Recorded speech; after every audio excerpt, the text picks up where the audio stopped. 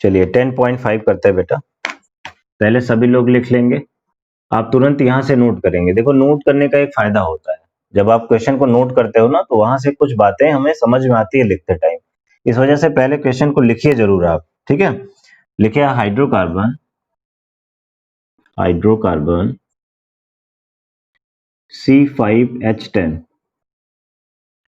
C5H10 does not react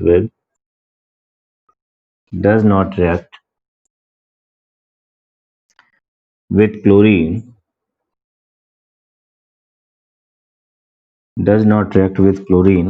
in dark। Her line को ध्यान से पढ़िएगा। कह रहा है कि क्लोरीन के साथ ये डार्क में रिएक्ट नहीं कर रहा है, ठीक है। अभी आपसे कुछ पूछेंगे भी हम। But gives a single monochloro compound,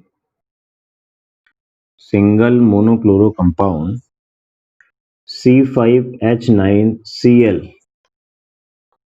in bright sunlight, मतलब सनलाइट में रिएक्ट कर रहा है। In bright sunlight identify the hydrocarbon, identify the hydrocarbon को आइडेंटिफाई करना है कि वो हाइड्रोकार्बन क्या है। ओके, ध्यान से पढ़िए। तो कहीं एक लाइन ऐसे लिखी है जो आंसर करेगी, कहीं एक लाइन ऐसे लिखी हुई है जो एकदम एग्जैक्ट आंसर तक पहुंचा देगी, सीधे पहुंचा देगी। ध्यान से पढ़ते हैं बेटा, एक एक लाइन हम बताते हैं, समझाते हैं, समझिए, एकदम बेसिक से समझिएगा। इसका आंसर सभी को आ जाना चाहिए। लिखा है hydrocarbon C5H10 does not react with chlorine in dark. कह रहा है क्लोरीन के साथ डार्क में रिएक्शन नहीं हो रहा है। अगर डार्क में रिएक्ट नहीं कर रहा है मतलब Cl2 के साथ उसका रिएक्शन नहीं हो रहा है। कब तक नहीं हो रहा है? जब तक उसको ब्राइट सनलाइट प्रोवाइड नहीं कर रहा है। देखो यहाँ पे लिखा है कि ब्राइट सनलाइट में रिएक्ट कर जाता है। तो सनलाइट की प्रेजेंस में कौन रिएक्ट करता था Cl2 से? सनलाइट की प्रेजेंस में कौन रिएक्ट करता था Cl2 से? जल्दी जल्दी जल्दी बताओ। एल्केन करता था। गुड बेटा, अविनाश ने आंसर कर दिया, एल्केन करता था। ये बेटा एकदम कंफर्म होना चाहिए, मतलब कोई कंफ्यूजन हमारे दिमाग में इसको लेके नहीं होना चाहिए कि सनलाइट के प्रेजेंस में जो हैलोजेंस के साथ रिएक्शन में जाता था, हैलोजिनेशन रिएक्शन में HNO के प्रेजेंस में, ब्राइट सनलाइट के प्रेजेंस में जाता था, वो एल्केन होता था। ठीक है, तो यहां से ये वाली बात तो बता रही है कि ब्राइट सनलाइट में रिएक्ट किया, इसका मतलब एल्केन है। लेकिन दूसरी एक प्रॉब्लम, पहली ही लाइन में एक प्रॉब्लम क्रिएट करेगा। मतलब बोर्ड में जो क्वेश्चन आते हैं ना ऐसे ही कंफ्यूजिंग आते हैं। देखो यहां से हमें पता चल रहा है कि एल्केन है, कह रहा है कि डार्क में जो है वो रिएक्ट नहीं करता, तो यहां से भी एक बात हो रही है कि एल्केन होगा, क्योंकि डार्क में नहीं रिएक्ट करता, वो सनलाइट में रिएक्ट करता है, HNO की प्रेजेंस में रिएक्ट करता है। बट जो फार्मूला दिया है C5H10, फार्मूला क्या दिया है बेटा? C5H10 दिया है। और C5H10 को अगर हम फार्मूले को सेटिस्फाई करें, एल्केन, एल्कीन और एल्काइन के फार्मूले से सेटिस्फाई करें, तो फार्मूला पढ़ा था एल्केन का CnH2n+2, जनरल फार्मूला। एल्कीन का पढ़ा था CnH2n, और एल्काइंस का पढ़ा था CnH2n-2। पढ़ा था ना बेटा, ये जनरल फार्मूले थे। एन का था, एल्केन का था, इन का था, एल्कीन का था, और एल्काइन का था। ये तो सभी को याद होगा। अब जरा सेटिस्फाई करना चाहे C5H10 को, C5H10 को सेटिस्फाई करोगे तो देखो यहाँ पे सेटिस्फाई कराओगे यहाँ पे, तो C5H510-12 हो जाएगा, C5H12 आएगा एल्केन में। इस पे लाओगे तो आएगा C5H5 इंटू 2 इंटू 5, तो कितना हो जाएगा 10। और यहाँ लाओगे तो हो जाएगा C5, और यहाँ हो जाएगा 10, और 2 जाएगा, कितना हो जाएगा 8। अब यहां से तो ये बता रहा है कि हम एल्कीन है, यहां तो इसने पूरा पलटी मार गया, यहां कुछ और कह रहा था, और जब हम इसको अपने फार्मूले पे लाकर सेटिस्फाई कर रहे हैं तो पलटी मार गया, कह रहा है एल्कीन नहीं है। और हमने यहाँ से निकाला कि एल्केन है, और ये कह रहा है, सॉरी, यहाँ से हमने निकाला कि एल्केन है, यहाँ आके ये बताया कि हम एल्केन नहीं है। वो कह रहा है कि हम एल्कीन है, यहाँ कह रहा है कि हम एल्कीन है इन फार्मूले के अकॉर्डिंग, और हमने निकाला कि एल्केन है। अब यही जो है ना एग्जाम में, बोर्ड एग्जाम में एकदम समझ लीजिए कि चकरा जाता है दिमाग आदमी का। तो ऐसा केस जब भी फंसेगा बेटा, तो आप एल्केन अगर यहाँ पे स्ट्रिक्टली पता चल गया, तो अब एल्केन को अगर नहीं सेटिस्फाई कर रहा है, तो दूसरा जो केस आप चेक करोगे वो साइक्लो एल्केन का करोगे। किसका करोगे? साइक्लो एल्केन का करोगे। देखेंगे कि क्या साइक्लो एल्केन तो नहीं है, क्योंकि साइक्लो एल्केन बिल्कुल वैसा ही रिएक्ट करेगा जैसे एल्केन कर रहा था। तो अब चेक करना पड़ेगा कि साइक्लो एल्केन तो नहीं है, क्योंकि देखो एक और बात कह रहा है, अभी इसके बारे में भी बताएंगे कि ये हमें क्या इन्फॉर्मेशन देगा। सिंगल मोनोक्लोरो कंपाउंड जो कह रहा है बनने के लिए, वो भी हमें कुछ इन्फॉर्म कर रहा है। तो एक बात तो हमारी यहाँ से लास्ट वाली लाइन से ये पता चल गई थी कि एल्कीन एल्कीन तो नहीं है। क्या है वो? एल्केन है। एल्कीन ना होने की बात एक और जगह से पता चलेगी। देखो लिखा है कि क्लोरीन से डार्क में रिएक्ट नहीं किया। अगर एल्कीन होता तो रिएक्ट कर जाता। एल्कीन होता, एल्कीन मतलब CH2 डबल बॉन्ड CH2 होता, इसका हम रिएक्शन कराते Cl2 से डार्क में, तो ये रिएक्ट करके क्या बना लेता? CH2Cl सिंगल बॉन्ड CH2Cl बना लेता बेटा। ये देखो रिएक्ट कर जाएगा। एल्कीन होगा तो रिएक्ट कर जाएगा, और इसने एल्कीन डार्क में रिएक्ट नहीं किया, इसका मतलब ये एल्कीन नहीं था। ये बात कंफर्म हुई सभी बच्चों को? बोलो, ये बात कंफर्म हुई बेटा कि एल्कीन नहीं था? बताओ। जब एकदम सेटिस्फाई हो जाना तभी बताना कि हाँ एल्कीन नहीं था। अगर कोई कंफ्यूजन होगा तो हमें बार बार बताना कि अभी कंफ्यूजन रह गया है। तो एल्कीन नहीं था, एल्केन था, एकदम कंफर्म था। बट ये देखिए, ये वाला एल्केन भी नहीं था, ये एलिफैटिक एल्केन का जो फार्मूला था वो भी नहीं था। वो कैसा एल्केन था बेटा? Cycloalkane. अब एक बात कंफर्म हो गई कि अगर सिंपली एल्केन नहीं है, तो साइक्लो एल्केन को सेटिस्फाई करके देखते हैं कि क्या साइक्लो एल्केन हो सकता है। साइक्लो एल्केन हो सकता है, तो यहां बनाते हैं साइक्लो एल्केन। समझ के पढ़ोगे तो आपको सारे क्वेश्चंस आ जाएंगे, फिर कुछ नहीं याद करना पड़ेगा। ये देखो C5 कार्बन बना लिया, साइक्लो एल्केन ऐसे ही बनाओगे। 5 कार्बन, देखिए हर कॉर्नर पे कार्बन है, इतना तो आप सब जान रहे हो, लेकिन हम एकदम बेसिक से बता रहे हैं कि कोई बच्चे को कोई बात ना पता हो, तो ऐसे पता लग जाए जैसे इसके पहले कभी पढ़ा ही नहीं था, कोई जरूरत ही नहीं थी पढ़ने की। ठीक है, ये देखिए 5 कार्बन हो गया। हर कार्बन की वैलेंसी देखिए 1 2 सेटिस्फाइड है, और 2 वैलेंसी सबकी वैकेंट है, तो 2 2 हाइड्रोजन सब पे आप लगा दीजिए। ये देखिए 2 2 हाइड्रोजन सब पे लगा दिए। ठीक है, तो अब देखो 5 कार्बन है और सबके पास 2 2 हाइड्रोजन है, इसका मतलब क्या है? फार्मूला इसका बेटा C5H10 है। आ गया समझ में ना? इसका मतलब जो एल्केन है वो क्या है बेटा? वो है साइक्लोपेंटेन। क्या है बेटा? साइक्लोपेंटेन है। वो क्या है? साइक्लोपेंटेन है। एक बात बड़ी इंपॉर्टेंट सेकंड लाइन में कही थी, कहा था कि it gives a single monochloro compound. कह रहा है सिंगल मोनोक्लोरो कंपाउंड देता है, मतलब अगर इसका हम रिएक्शन करा दें Cl2 से in presence of bright sunlight, bright sunlight, कह रहा है इसका अगर हम ब्राइट सनलाइट में रिएक्शन करा दें, तो ब्राइट सनलाइट से रिएक्ट करने के बाद क्या बनाता है?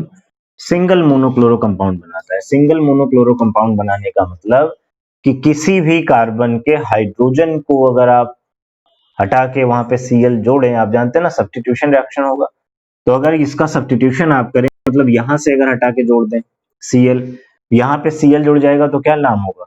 1 chloro cyclo pentane. 1 chloro cyclopentane. यहां से हट के जुड़ जाए तो 1 क्लोरो साइक्लोपेंटेन, यहां से जुड़ जाए तो 1 क्लोरो साइक्लोपेंटेन, यहां को रिप्लेस करके जुड़ जाए तो 1 क्लोरो साइक्लोपेंटेन, यहां को रिप्लेस करके जुड़ जाए तो 1 क्लोरो साइक्लोपेंटेन। इसका मतलब जितने भी कार्बन है सभी कैसे हैं? आइडेंटिकल है। सभी कैसे हैं? आइडेंटिकल है। ऐसा कंपाउंड तभी मिल सकता है, मतलब 1 मोनोक्लोरो कंपाउंड तभी मिल सकता है जब जितने कार्बन कंपाउंड में प्रेजेंट हो सब आइडेंटिकल हो। ऐसे सवाल एग्जाम में बहुत पूछे जाते हैं बेटा, ऐसे सवाल बहुत पूछे जाते हैं आपसे। तो सिंगल मोनोक्लोरो कंपाउंड अगर कहीं मिल रहा है, इसका मतलब उस कंपाउंड में जितने भी कार्बन है सब कैसे हैं? आइडेंटिकल हैं, सब इक्वल है। तो देखो सारे कार्बन इक्वल है ना, कोई दिक्कत नहीं किसी को। आ गया समझ में बात? ये बात समझ में आई बेटा? ये वाली बात समझ में आई, क्योंकि इसके बेसिक कॉन्सेप्ट को हम कई जगह पे यूज करेंगे अभी आगे। ये बात समझ में आई कि हर कार्बन क्या है? इक्विवेलेंट है।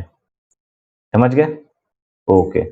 तो अब यहाँ पे जब आप रिप्लेस करोगे तो क्या बन जाएगा? देखो ये साइक्लोपेंटेन था, और Cl को कहीं पे भी किसी एक हाइड्रोजन को आप रिप्लेस करके Cl लगा दो, ये देखो सिंगल मोनोक्लोरो कंपाउंड बन गया। सिंगल मोनोक्लोरो प्रोडक्ट का फॉर्मेशन हो गया। आ गया बेटा, सिंगल मोनोक्लोरो प्रोडक्ट का फॉर्मेशन हो गया। अब हम इसे क्या नाम देंगे बेटा? इसे हम नाम देंगे क्या? क्या नाम हो जाएगा? अभी बताया आपको, 1 क्लोरोसाइक्लोपेंटेन। 1 क्लोरोसाइक्लोपेंटेन आ गया बेटा, बोलो आ गया। क्वेश्चन में ये भी कह रहा था आपसे, कह रहा था इसका Cl2 के साथ रिएक्शन कराइए डार्क में तो कह रहा था यहाँ पे कोई रिएक्शन नहीं होगा। हम ऐसे बना के एग्जाम में दिखाते हैं। यही है आंसर करने का तरीका होगा हमारा। साइक्लोपेंटेन यहाँ लिखा है, यहाँ लिखेंगे 1 क्लोरोसाइक्लोपेंटेन। ओके बेटा, आपसे तो सिर्फ कह रहा था कि इसको आइडेंटिफाई करिए, मतलब एग्जाम में होता तो हम सिर्फ ये लिख देते ना, तो हमें 1 नंबर मिल जाता, 1 नंबर का होता ये, तो हमें 1 मार्क्स यहीं पे मिल जाते। अच्छा चलिए बेटा, 10.4 देख लेते हैं। 10.4 देख लेते हैं। इस पेज पे पहले जितना है उसका कर लेते हैं, फिर आगे वाले पेज पे चलेंगे, ठीक है? तो जो बच्चे अभी पूछ रहे थे, नेक्स्ट पेज वाला पूछा है, which one of the following has the highest dipole moment? लिख लीजिए।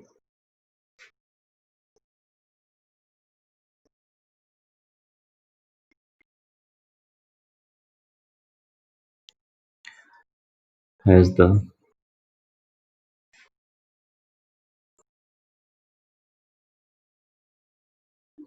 डायपोल।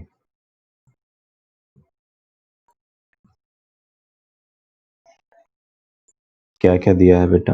पहला दिया है CH2Cl2, सेकंड दिया है CHCl3, थर्ड दिया है CCl4। ये कितने लोगों को आ गया बेटा? ये कितने को आ गया? 10th वाला, ओ सॉरी 11th में जो हमने बताया था, अगर वो याद होगा तो इसका आंसर हमें लगता है कि कुछ बच्चों का तो जरूर आया होगा। आ गया है, अरीबा आ गया है। किसका कौन सा आंसर है बेटा, बताओ जल्दी। आंसर क्या आया? अविनाश आ गया है बेटा, ये अविनाश आ गया है, आ गया है। अच्छा, CH2Cl2।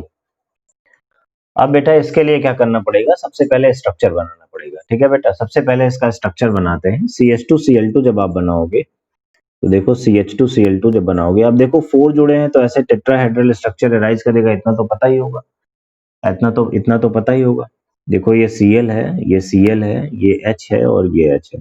ओके, ऐसे CHCl3 बनाते हैं। देखो ये Cl, ये देखो Cl है, ये देखो Cl है और ये देखो H है। ओके, CCl4 बनाते हैं। ये CCl4 है। अब एक बात तो आप सभी को याद होगा कि CCl4 का जो स्ट्रक्चर होता है, ये सिमेट्रिकल स्ट्रक्चर होता है, सिमेट्रिकल होता है। और सिमेट्रिकल स्ट्रक्चर होने की वजह से इसका डायपोल 0 होता है। आपने वैसे भी पढ़ा था कि कार्बन टेट्राक्लोराइड जो होता है वो नॉन पोलर होता है, उसका डायपोल 0 होता है। पढ़ा था ना बेटा? क्या ये इतना याद है सभी को कि कार्बन टेट्राक्लोराइड का सिमेट्रिकल स्ट्रक्चर होने की वजह से इसका डायपोल 0 होता था? इतना याद है बेटा? इतना याद होगा तो एक कंपाउंड हम इजिली रिप्लेस कर देंगे। तो CCl4 सीधे बाहर कर दिए कि वो लड़ाई में बिल्कुल नहीं है, ठीक है ना? जब भी ऐसे सवाल एग्जाम में आएंगे तो पहले हमें ये खोजना होगा कि कौन सा आंसर नहीं हो सकता है, तो पहले उनको बाहर निकालेंगे। तो एक CCl4 बाहर आ गया क्योंकि ये सिमेट्रिकल स्ट्रक्चर की वजह से इसका डायपोल 0 हो गया। अब ये बचे 2 लोग, इन दोनों लोग के बीच में हमें चेक करना है कि क्या हो सकता है, ठीक है? अब आपने देखिए यहाँ पे आ जाए, CCl बॉन्ड की बात करें तो CCl में आपने पढ़ा है कि किसका डायपोल ज्यादा होगा? CCl में किसका इलेक्ट्रोनेगेटिविटी ज्यादा होगा बेटा? इसमें किसकी इलेक्ट्रोनेगेटिविटी ज्यादा होगी? Cl की, सबको याद है। तो देखो ऐसे शिफ्ट करेगा, पढ़ा था आपने, पढ़ा था कि ये जो डायपोल मोमेंट होता है वो वेक्टर क्वांटिटी होती है, उसको इस तरीके से रिप्रेजेंट करते हैं। यहाँ देखो किस पे ज्यादा होगा? Cl का, तो ऐसे दिखाएंगे। और CH में किसका ज्यादा होगा? CH में किसका ज्यादा होगा? कार्बन का, कार्बन का। तो कार्बन में ऐसे दिखाएंगे, ऐसे दिखाएंगे, ठीक है? और कार्बन में ऐसे दिखाएंगे। इतना सबको समझ में आता है बेटा? इतना सबको समझ, जिसके साइड इलेक्ट्रोनेगेटिविटी, जैसे HCl बनाए तो देखो HCl बनाए तो Cl की इलेक्ट्रोनेगेटिविटी ज्यादा है तो एरो ऐसे दिखाया जाएगा। एरो का हेड जिस साइड होगा उस साइड इलेक्ट्रॉन जा रहा होगा। ठीक है, और ये जो टेल्स जिस साइड होगी, टेल जिस साइड होगी, उस साइड से इलेक्ट्रॉन हेड की साइड की तरफ मूव कर रहा होगा। तो इसी तरीके से हम वेक्टर क्वांटिटी को रिप्रेजेंट करते हैं, इस तरह से डायपोल मूवमेंट को रिप्रेजेंट करते हैं, इलेक्ट्रॉन की शिफ्टिंग को दिखाते हैं। सभी बच्चे ये 10th 11th में पढ़े हैं, उसी के अकॉर्डिंग हमने ऊपर दिखा रखा है। आ रहा है बेटा समझ में? अब यहाँ देखिए, देखिए ये तो इनको ऊपर ले जा रहे हैं, ऊपर ले जा रहे हैं, ठीक है। देखिए ये इनको इधर ले जा रहे हैं, ये इनको इधर ले जा रहे हैं, और देखिए इस Cl को ये दो हाइड्रोजन सपोर्ट कर रहे हैं, दो हाइड्रोजन CCl, ऊपर वाला जो CCl जा रहा है उसको ये दो हाइड्रोजन सपोर्ट कर रहे हैं, दो CH बॉन्ड जो है, दो CH बॉन्ड जो है उसको सपोर्ट कर रहे हैं। तो देखो ये तो अपोजिट डायरेक्शन में लेके जाना चाहते हैं, और इनको सपोर्ट करने वाले ये दो हैं, मतलब ये तीन यहाँ पे हैं टोटल एक डायरेक्शन में जाने वाले। अब इनको चेक करते हैं कि इनमें क्या होगा, इनमें क्या होगा। देखिए ये ऊपर ले जाना चाहते हैं, ऐसे ऊपर ले जाना चाहते हैं, और ये कहाँ ले जाना चाहते हैं, ऐसे नीचे ले जाना चाहते हैं। ये देखिए ये ऐसे इस साइड ले जाना चाहते हैं, ये भी नीचे की साइड में ही ओरिएंटेड होंगे। और ये देखिए हाइड्रोजन ऐसे सपोर्ट करेंगे ऊपर वाले Cl को, हाइड्रोजन ऐसे सपोर्ट करेंगे ऊपर वाले Cl को, ठीक है। तो ज्यादा डिस्प्लेसमेंट कहाँ होगा, ज्यादा ज्यादा जो डिस्प्लेसमेंट होगा, अगर आप बॉन्ड के स्ट्रक्चर को ऐसे दिखा लें तो आपको अब दिख रहा होगा, आंसर दिख रहा होगा कि क्या आंसर होगा, एकदम एग्जैक्ट आंसर दिख रहा होगा क्या होगा। कितने बच्चों को आ गया ये देखने के बाद, कितने बच्चों को आ गया कि किसका डायपोल ज्यादा होगा? आ गया बेटा ना? फिगर देख के ही दिख रहा है, फिगर देख के ही दिख रहा है कि आपको अपने आप आंसर पता हो जाएगा कि किसमें।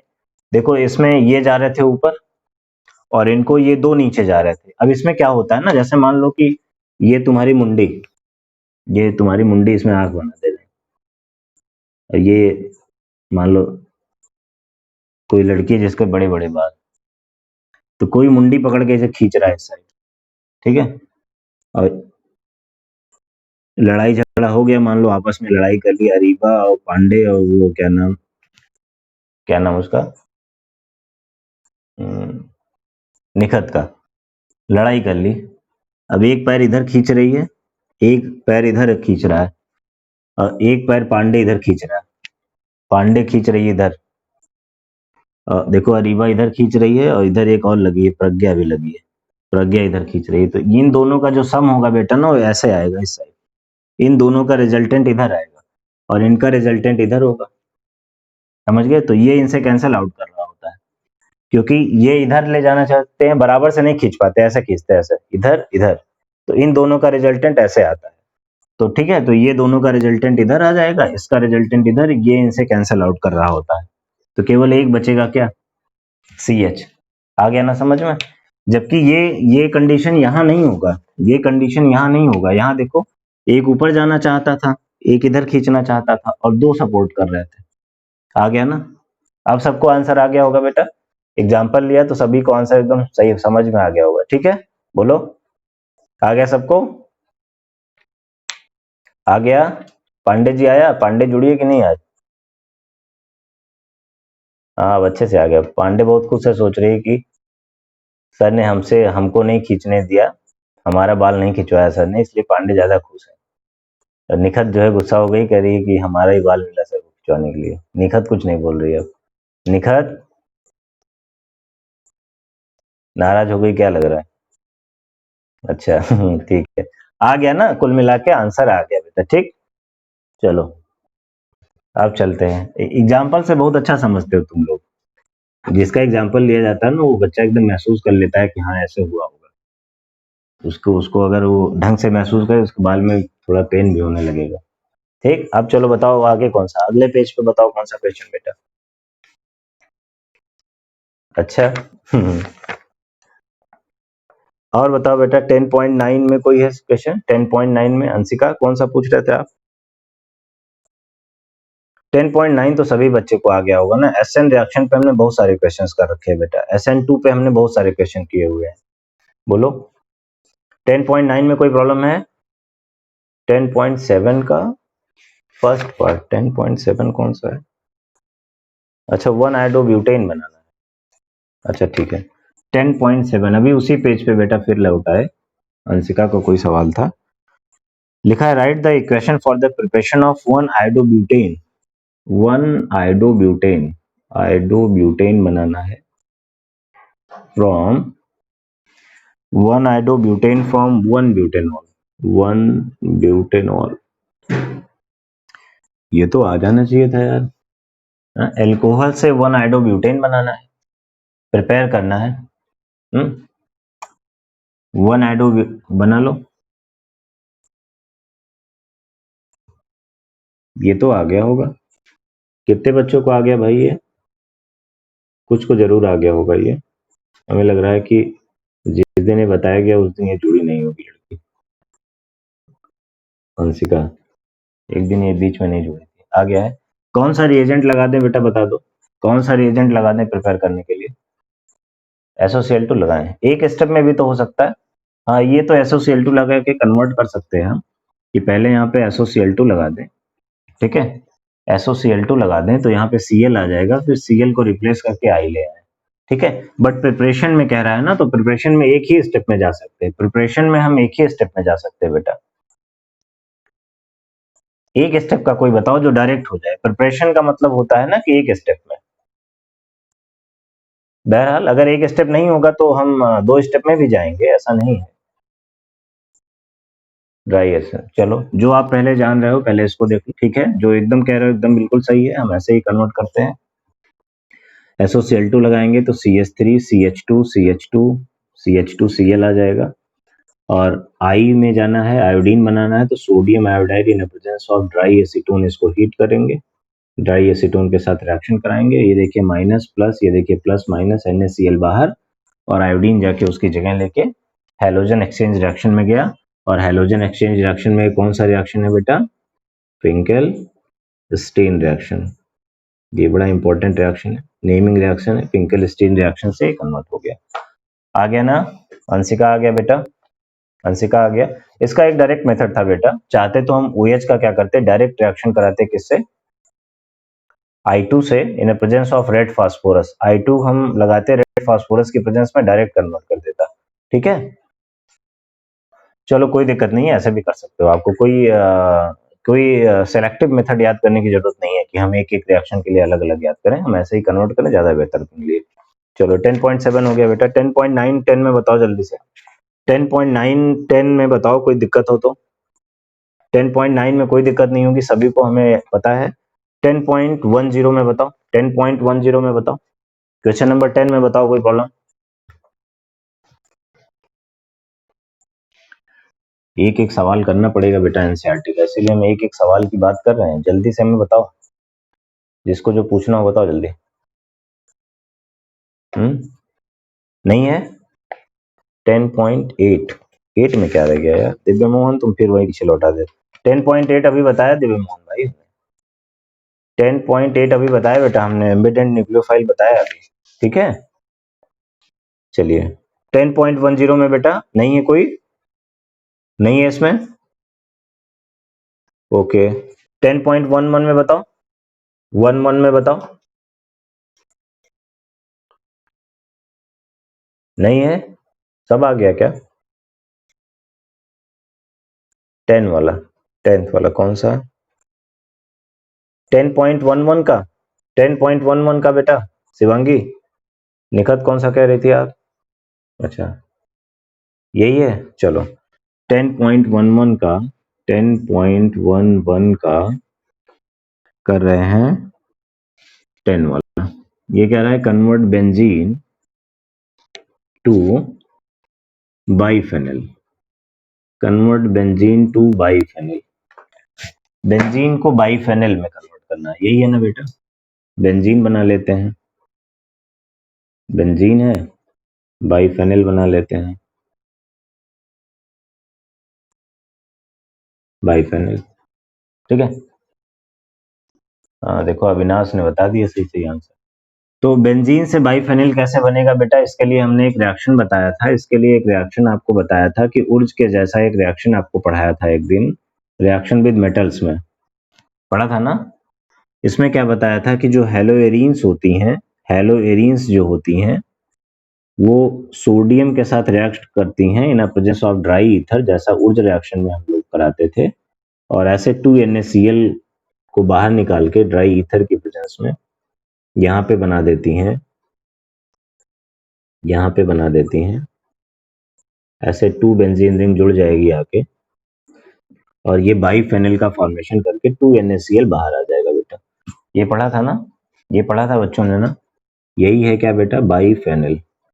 तो अब यहां से एक बात आपको दिख रही होगी, चलिए यहां देखिए बेटा, कह रहे थे कि आपने ये रिएक्शन पढ़ा हुआ था, रिएक्शन विद मेटल्स में, रिएक्शन ऑफ हैलोएरिन्स विद मेटल्स में पढ़ा हुआ था कि इस तरह से आप बाईफेनिल का फॉर्मेशन कर सकते थे। अब आप देख रहे होंगे कि हमें यहाँ पे रिएजेंट को, हमें यहाँ पे रिएक्टेंट कौन सा चाहिए बेटा, क्लोरोबेंजीन चाहिए, क्लोरोबेंजीन चाहिए या कोई भी हैलोएरिन हमें चाहिए यहाँ पे। तो यहाँ पे बेंजीन दिया हुआ है, तो बेंजीन को क्या क्लोरोबेंजीन में कन्वर्ट कर सकते हैं, बताओ, क्या बेंजीन को हम क्लोरोबेंजीन में कन्वर्ट कर सकते हैं बेटा? इसका तो मेथड हम लोगों ने 11th क्लास में ही पढ़ सीखा था, हैलोजिनेशन से। गुड, यस कर सकते हैं, हैलोजिनेशन से कर सकते हैं, तो कर देते हैं। क्या कराएं बेटा, किसका रिएक्शन करा दें, Cl2 का रिएक्शन करा दें इन प्रेजेंस ऑफ, बताओ किसके प्रेजेंस में कराएं, रिएजेंट का नाम जल्दी बताओ, सही बताओ, कौन सा रिएजेंट लगाएं बेटा, HNu लगा दें, सनलाइट लगा दें, AlCl3, FeCl3, गुड, क्या लगा दें, FeCl3 लगा दें। आपने पढ़ा था कि लुईस एसिड के प्रेजेंस में होगा, HNu नहीं लगा सकते ना, ठीक है, HNu नहीं लगा सकते, एनहाइड्रस FeCl3 लगा देते हैं, ठीक है, हाँ गुड, लुईस एसिड के प्रेजेंस में कराते हैं, तो क्या होगा, बेंजीन कन्वर्ट हो जाएगी बेटा क्लोरोबेंजीन में, क्लोरोबेंजीन में कन्वर्ट हो जाएगी। और जब क्लोरोबेंजीन इसने बना लिया, तब क्या लिखेंगे, एरो के ऊपर ऐसे लिख देंगे, रिएक्शन का नेम लिख देंगे, फिटिक रिएक्शन लिखेंगे और इसका रिएक्शन कराएंगे, यहाँ पे एरो के नीचे लिखेंगे सोडियम, यहाँ लिखेंगे ड्राई ईथर। बस ऐसे ही कन्वर्जेंस में दिखाया जाता है, पूरा कंप्लीट रिएक्शन नहीं दिखाते, ऐसे दिखाते हैं। और यहाँ पे हम बना देंगे क्या, बाईफेनिल, बाईफेनिल आ गया बेटा। ये हो गया आपका क्वेश्चन नंबर 11 का 10 पार्ट, ओके, बाईफेनिल का फॉर्मेशन हो गया। और बताओ, और किसी में एनसीईआरटी के और किसी सवाल में दिक्कत, 11 हो गया। 12 में कोई दिक्कत है बेटा, 12 एक इंपॉर्टेंट सवाल है, 12 मोस्ट इंपॉर्टेंट सवाल है। 12 में जो 3 सवाल दिए ना, उसमें से एक बोर्ड एग्जाम में बहुत बार पूछा हुआ है, कौन सा, थर्ड वाला, थर्ड वाला, क्या बेटा सर, फर्स्ट लिखा है the dipole moment of chlorobenzene is lower than that of cyclohexyl chloride, cyclohexyl chloride. फिर क्या करना है हमको, हमको डायपोल मोमेंट को हमको क्या करना है, कंपेयर करना है। दो कंपाउंड दिया हुआ है, दो कंपाउंड दिया हुआ है और उन दो कंपाउंड्स में हमें डायपोल चेक करना है बेटा। क्लोरोबेंजीन दिया हुआ है, तो क्लोरोबेंजीन बना लेते हैं। पहले जो दिया होगा उसको फटाफट बनाएंगे कॉपी में, बनाने में कोई आलस नहीं कर देंगे। ये देखो क्लोरोबेंजीन बन गया, क्लोरोबेंजीन बन गया। और कह रहा है साइक्लोहेक्सिल क्लोराइड, कह रहा है साइक्लोहेक्सिल क्लोराइड बना लिया। ये देखो जिस कार्बन से लगा है ये साइक्लोहेक्सिल क्लोराइड हो गया, साइक्लोहेक्सिल क्लोराइड, ठीक है, यही बोला था ना, कहाँ गया, साइक्लोहेक्सिल क्लोराइड। पूछ रहा है the dipole moment of chlorobenzene is lower, कह रहा है इसका डायपोल कम होगा, इसका डायपोल ज्यादा होगा, बताया है, हम ऐसे बना लेते हैं, ये बता रखा है उसने, ये हम बहरहाल हम निकाल भी सकते हैं, कभी कभी एग्जाम में ऐसे भी पूछ सकता है किसका ज्यादा होगा और क्यों ज्यादा होगा, ठीक है बेटा। तो पहले तो ये दोनों हम बना लिए, ये हमारा क्लोरोबेंजीन हो गया, क्लोरोबेंजीन हो गया, और ये हमारा साइक्लोहेक्सिल क्लोराइड हो गया। ये है क्वेश्चन नंबर 10.12 का फर्स्ट पार्ट, ओके। अब देखो, यहां देखो जिस कार्बन से Cl लगा हुआ है, जिस कार्बन से Cl लगा हुआ है, देखो ये कार्बन sp2 हाइब्रिडाइज्ड है, sp2 हाइब्रिडाइज्ड है। डायपोल चेक करना है ना, तो डायपोल चेक करने के लिए हम चेक करेंगे कि किसमें इलेक्ट्रॉन की जो शिफ्टिंग है वो आसान होगी और किसमें इलेक्ट्रॉन की शिफ्टिंग मुश्किल होगी, ठीक है ना। इलेक्ट्रोनेगेटिविटी में डिफरेंस इन दोनों के बीच में CCl बॉन्ड के इलेक्ट्रोनेगेटिविटी में डिफरेंस को चेक करेंगे कहाँ पे गड़बड़ रहा है, उसी से हमें आंसर मिल जाएगा। देखो यहाँ पे साइक्लोहेक्सिल क्लोराइड की चेक करेंगे तो यहाँ पे क्या आएगा, sp3 हाइब्रिडाइज्ड कार्बन आएगा। एल्केन है तो एल्केन में तो आप जान रहे हो कि ये कार्बन देखो 1 2 3 और यहाँ पे एक हाइड्रोजन और लगा होगा, ऐसे 4 ऐसे बनाएगा। हाइड्रोजन लगाने के दिखाने की जरूरत नहीं है, मतलब 4 रहेगा, इतना ध्यान रखना है।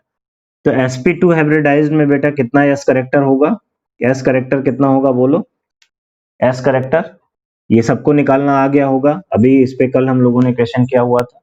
s करेक्टर कितना होगा यहाँ पे 33.33%। कोई बोल रहा है 25, मार खाएगा। जो बोल रहा है 25 वो पिटने के लिए बोल रहा है। 25 कौन बोला है, शिवांगी 33.33%। और इसमें कितना होगा बेटा, sp3 में कितना होगा s करेक्टर 25%। कैसे निकाल रहे हैं जान रहे हो ना, देखो 2 ऑर्बिटल्स इसके और 1 इसके, 2 and 1 3, 100 डिवाइडेड बाई 3।